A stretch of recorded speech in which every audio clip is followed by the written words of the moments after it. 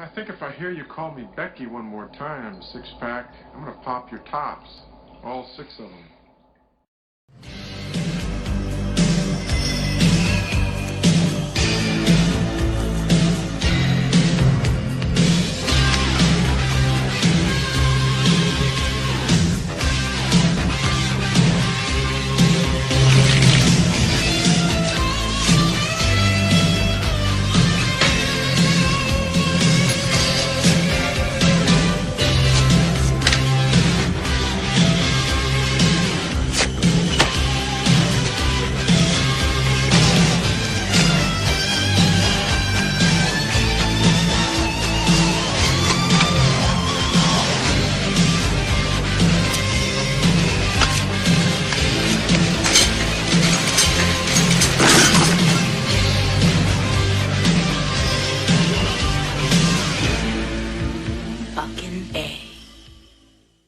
Hey, this is Matt once again. Welcome back to another review.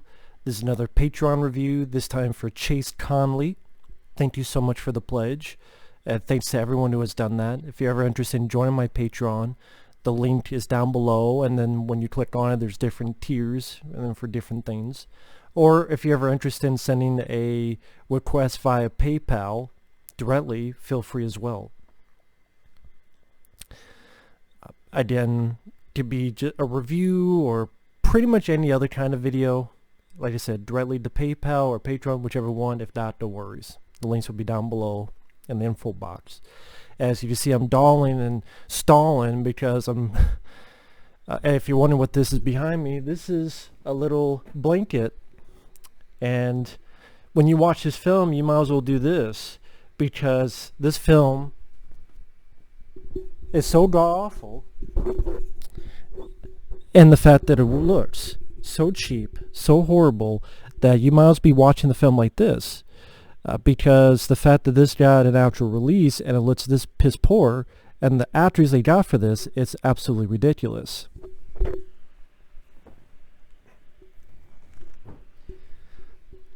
Now, maybe you think I'm being harsh on it.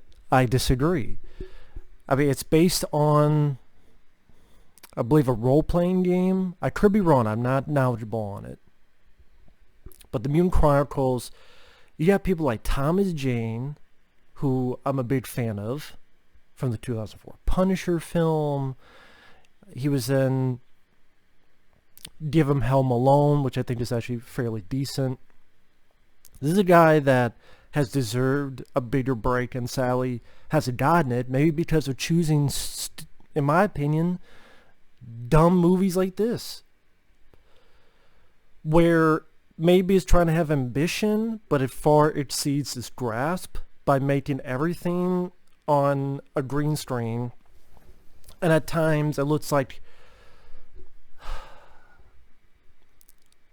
maybe it's the director trying to have some artistic choice in doing it that way. Maybe it's him trying to make a comic book style film, meaning like comic book panels come to life. Or maybe he's trying to do something of a film that I enjoyed, Sky Captain and the World of Tomorrow. I think I've reviewed that film on the channel. I think that's a bit underrated, but that actually had a budget behind it, and this does not. And so instead you just have people like Thomas Jane and Ron Perlman, John Malkovich, wasted in nothing roles in a poorly rendered, I keep saying that because it is literally people in front of green screen for good chunks of time. And the other thing that makes me reminded of Sky Captain: The World of Tomorrow is this is a film that's supposed to take place in the future, I believe the 28th century, but at the same time it's kind of like World War I with the trenches and the way certain uniforms and certain areas look. So it's trying to be like a future, but World War I. The setup of the story, there's these corporations, they're fighting over Earth's resources. One day there's this battle between Thomas Jane's group And another actor, Sean Pertwee, who I remember from films like Dog Soldiers, a great movie, my favorite werewolf film. And I believe he was in Event Horizon. Their platoon are fighting these other guys, and again, it's similar to World War One in the trenches and certain things, but with futuristic technology. But again, it just looks very cheap, low budget, that it takes you out of the movie. Even if it's supposed to be an artistic choice, it just comes off as a cheap production value, that it does not engage you, it doesn't pull you into the world of the movie. It makes me think this is laughable, fairly pathetic, and a waste of the talented cast you got. I mean, John Malkovich, a great actor, he's in here for 5 minutes. It's just a guy in pretty much one position, given, I would say, one of his worst performances with stilted dialogue delivery. Ron Perlman, sometimes he's trying to do an Irish accent, and then sometimes it completely disappears. And he's kind of like a monk. And John Malkovich almost like the Lord of the Monks. But, you know, they're the good guys. But I was saying before, Thomas Jane and Sean Pertwee, their platoon is fighting another. During this battle, bombs are blowing up everywhere, and the ground gives way, and this machine is uncovered. And this machine unleashes these mutants. And these are mutants that have lobster-like claws, almost as if someone was trying to do the video game Dead Space creatures, not face-wise, but hand-wise, with the lobster-like claw type things. And okay, they're stabbing through people's necks and faces, but that effect is dulled, and that effect is lessened by the horrible MS Paint CGI blood. It does look like something you would do in MS Paint. Now, granted, is it as horrible as, say, The Amazing Bulk, which is a request? You'll see that in a few days, maybe a week, as try catch up on requests. But that's a film that is pathetic on every level. If you watch The Amazing Bulk, I'll get to that. But that one is like, whatever the director wants to say, they didn't even try. Here, you actually have people like Thomas Jane and Ron Perlman and John Malkovich. Okay, Thomas Jane and a sci-fi, a little bit of horror going against mutants, and mutants that are stabbing people in the neck and through the face, and you know, it's a future war movie. That's cool. I like Thomas Jane, but then the laughable CGI. Like when they show a scene where a ship crashes to another ship, a ship that the mom has just put her son on, and the son dies, and you have really horrible editing. The people inside disappear in a puff of fire. It's definitely not as horrific as it sounds.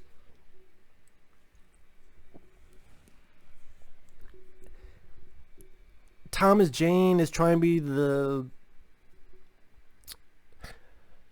I imagine Thomas Jane as a guy in this film trying to do his best impression of Sergeant Rock. Like, if... Makes me go, Thomas Jane would make a great Sergeant Rock. I mean, I wouldn't say his performance is great, but I blame that more on the script and the direction than Thomas Jane. But if you took Thomas Jane, get a better director, and work on the script, do Sergeant Rock. If you don't know what that is, Sergeant Rock was a comic book that I know way back in the 90s Arnold Schwarzenegger at one point wanted to do, but Thomas Jane could have played Sergeant Rock. That would have been awesome. But no, we can't have that. We did bullshit like this.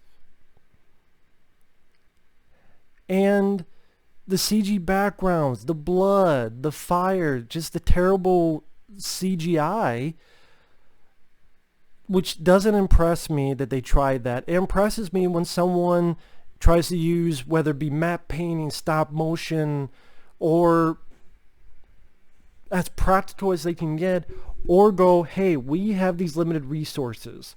We have to use these limited resources effectively. Not go for broke, shoot for the moon, show the whole... It doesn't happen in this movie. Let me put it this way. You take a movie, I'm going to go, I want to show the whole world getting blown up. But it looks god-awful and horrible because of bad CGI and backgrounds, and it looks laughable. Or, I'm like, what can I do? I just show a building being blown up, and everything goes in this building. And granted, that's a much lower scale, but if it's more affordable and better effects, practical effects and stunt work and fights, then people will appreciate that more because it'll look better. It'll pull them into whatever story you want to tell. Don't try to exceed your grasp so much that it just becomes, in my opinion, a failed joke of a movie. And this is a movie that's not trying to be parody. It's not trying to be funny. It's trying to be serious. If you look at the trailer and you think that's good effects, teach their own. I don't get it though. So after that setup, and then a bunch of people are trying to go to Mars, and there's a little lottery. That's why you get the scene where the mom puts the son on a ship, but then that crashes to another ship, and it looks like garbage. I've seen video game cutscenes look better, and that's not even me being an over-exaggerated prick. That's me being sincere. Yes, sometimes I can over-exaggerate, but no. A lot of times I mean what I say. Most times I mean what I say, and I have literally seen cutscenes look better in video games than the stuff in this. John Malkovich, the few minutes he's in it, like I said, it's stilted dialogue delivery. I think it's one of Malkovich's most horrible performances.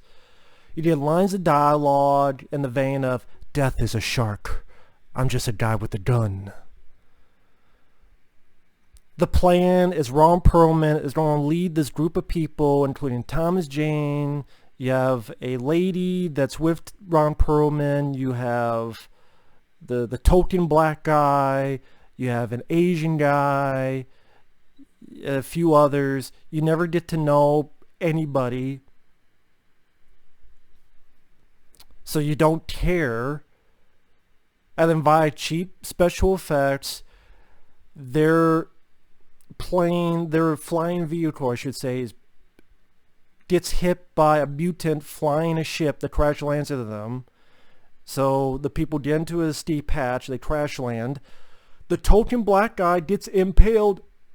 And I'm like, wow. Token black guy. I keep saying it because I don't remember his name. Because he doesn't have anything to do, and he's the first on the mission to die. He gets impaled, and then to the side, and then he is given a grenade and blows himself up pretty much off screen. They rappel down an elevator. They fight some mutants. That gets hampered incredibly badly by its MS Paint CGI. Does it really cost that much to get a blood pack and put it on someone? Does it really cost that much? Hell, I remember seeing a Tom Savini behind-the-scenes documentary. Well, it was the Stream Greats Volume 1, so it's not technically a documentary. He was just showing his backyard to his girlfriend at the time. Put a blood pad, hits it, boom. He did that by himself in his own backyard. You know what? How about you save the money you pay for John Malkovich in his nothing role? I like John Malkovich. It's a nothing role. And put it into... At least, if you don't have terrible CG backgrounds, I take you out of it. At least maybe that.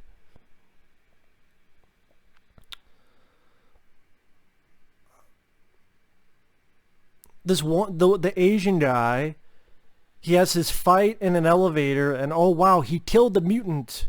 And thank God he did that, because literally 30 seconds later, he dies by the elevator falling. And of course, it's called the Mutant Chronicles. Do you really expect logic? But he's fighting this mutant in an elevator that's literally going 100 miles per hour down. I'm like, well, how long is this fucking... how long is this shaft up and down? And they're fighting, and then he kills the mutant. But then 30 seconds, boom, he's dead. I'm like, wow, he survived to kill the mutant, and then 30 seconds later he's dead. What was the point of him beating the mutant and killing it just to die 30 seconds later?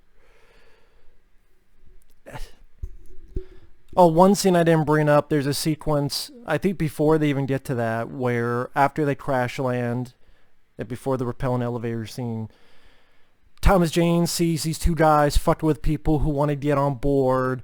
Thomas Jane goes up, he kills them so that the children and women can get on board. I guess to show that, hey, Thomas Jane's character is not too bad of a guy. He does care about people. Okay. Maybe if it didn't look garbage with the background and the shoddy effects. I mean, hell, I've seen my friend Michael Keane, he's done fan films on Star Trek. They look better than this. I'm not just saying that he's my friend. I really do sincerely mean that.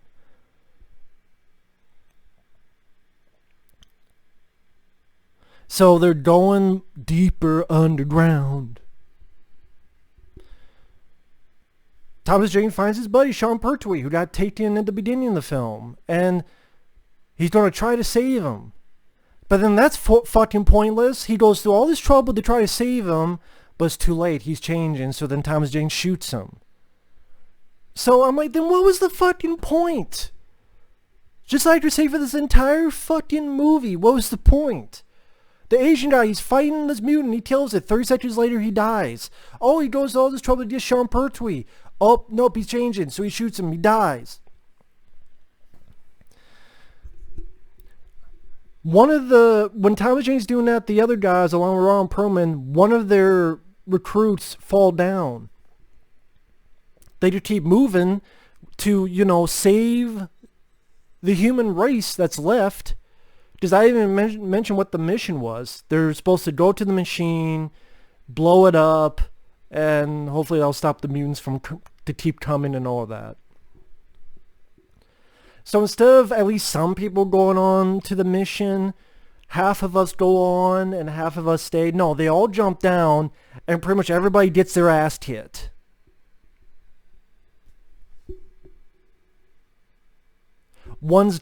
His gun overcharges, one gets stabbed, Ron Perlman gets stabbed, like everyone gets fucked up.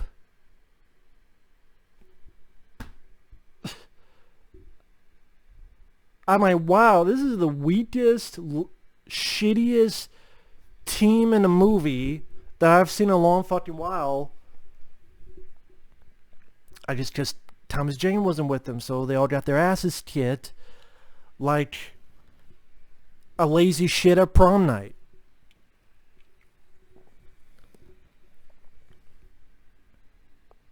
So Thomas Jane comes by. He finds a couple people still alive. They're on their journey. One thing leads to another.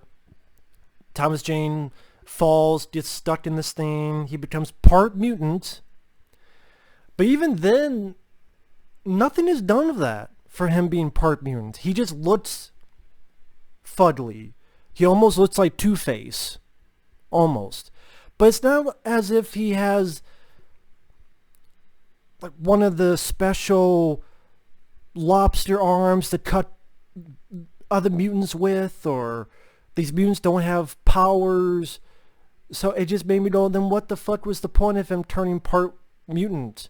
It's not even much of, oh, paranoia, can I trust you, can I not trust you? It's literally 10 seconds. Yeah, it's me. How do I know that? Because blah, blah, blah. Now come on. And then they believe him, and then they move on. So again, it just made me go, then what was the fucking point of turning him half mutant when you do nothing with it? Not even giving him, oh, well, one's normal, but one's like a sharp-edged weapon claw that he can slice other mutants' heads off, throats, limbs.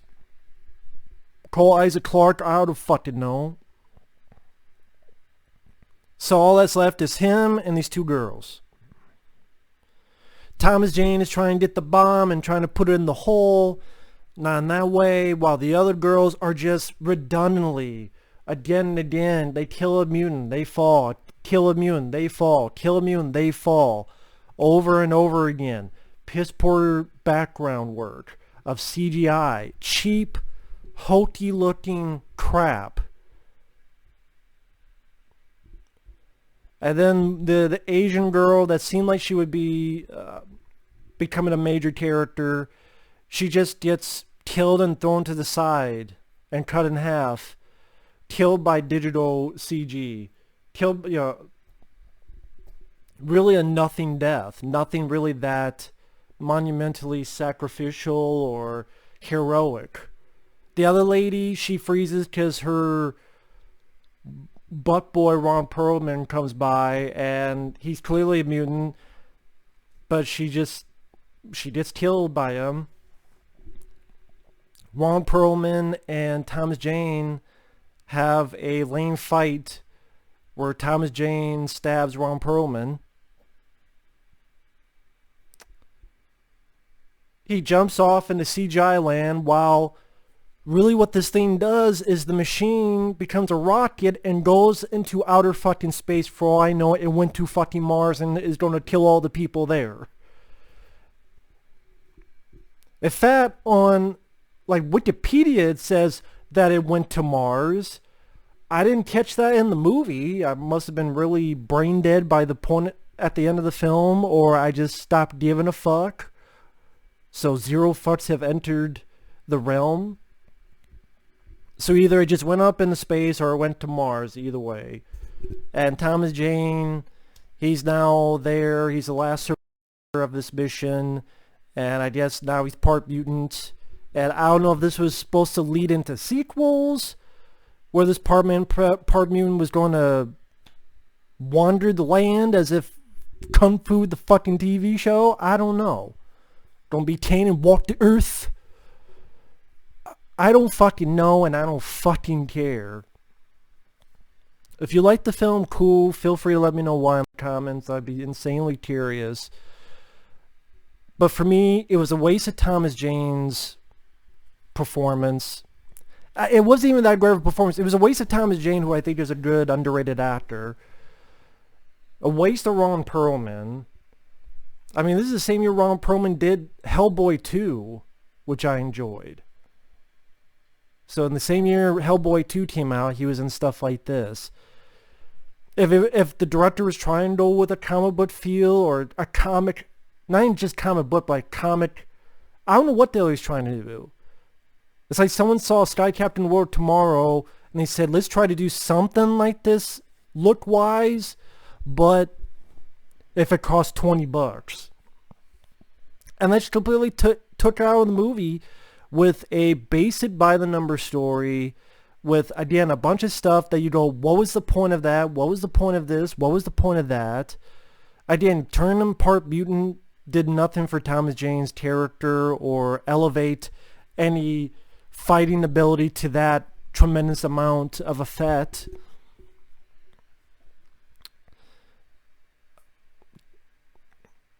People doing stupid decisions or decisions that pay off in not much of any fashion. People like John Malkovich literally being wasted in nothing bit parts. Again, Ron Perlman, sometimes he had his accent of Irish that he was supposed to have here. Sometimes he didn't. Thomas Jane, just trying to be the harsh. You try to have a caricature of a soldier from back then, that hard veteran that you would see in a World War I type of movie. Again, it's like he was told, try to pretend you're Sergeant Rock, but I wouldn't say campy is the right word, but amp it up a teeny bit. But then when you're not given much for dialogue, and this director, I don't know what this director has gone on to do, and the thinking is, should I really care? And people go, well, that's harsh. Well, you know what? Then, yeah, that's harsh. Then maybe the movie should not have been made. The reason I get harsh on that is that this money and time gets put into stuff. And How about this? You take 4 of these crappy movies, you take the budget, and you make a worthy Punisher sequel with Thomas Jane. With Ron Perlman. Hell, they were both... I think Ron Perlman was in Dirty Laundry, the little fan Punisher film that Thomas Jane was in. I believe Ron Perlman was in that. Could be wrong. It says it cost $25 million. Bullshit. I call bullshit on $25 million. That is a bunch of horse shit. Simon Hunter, director. I just rewatched The Raid Redemption that cost $1 million. $1 million. But this cost $25 million. Watch the trailer. Or go back if I can. Watch the footage I put over here. Does that really look like it cost $25 million? The Mutant Chronicles universe was first a pen and paper role-playing game published by Swedish game studio Target Games.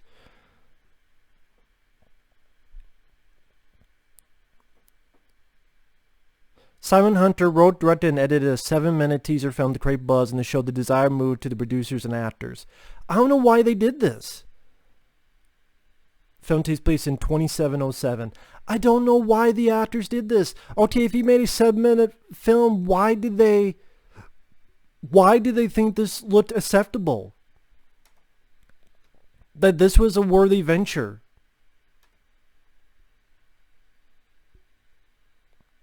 Bad acting, poor CGI, and clunky script means this sci-fi thrill is lacking in all departments, including the thrills. That's the consensus Rotten Tomatoes. I agree. Sad to say, I agree with that. So, that's just my opinion.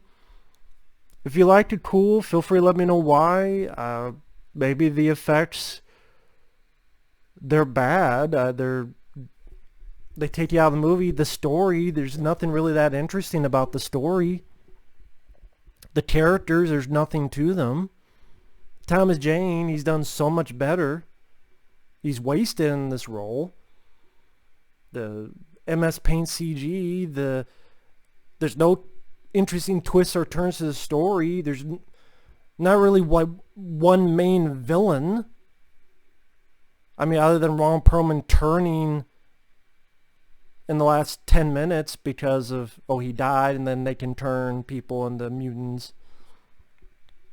But there's not really a central villainous figure. So I wasn't a fan of this. If you liked it, cool. Teach their own. Either way, thanks for watching. Thank you once again, Chase Connolly. And we will see you guys in the next video. Later.